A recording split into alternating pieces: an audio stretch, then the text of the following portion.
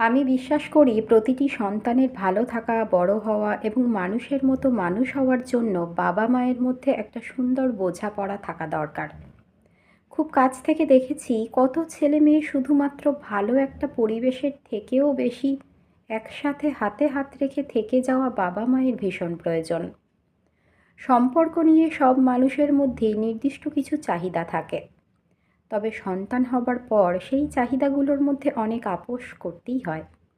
আমি কখনোই বলবো না নিজের জীবনের সব সুখ বাদ দিয়ে শুধুমাত্র সন্তানের প্রতি যত্নশীল হতে।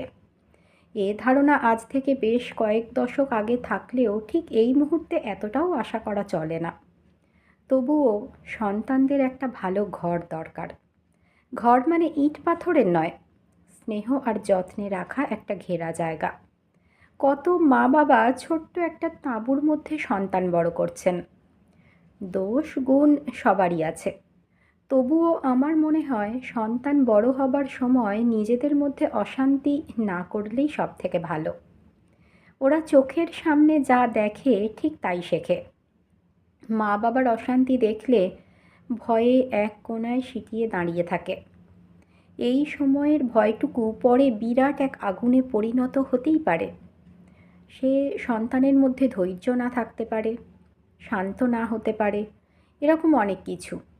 লড়াইটা হোক যত্নের, প্রতিদ্বন্দ্বিতা বা প্রতিশোধের নয়। পৃথিবীর সব মা বাবা এইটুকু অন্তত বুঝে নিক, এতটুকুই।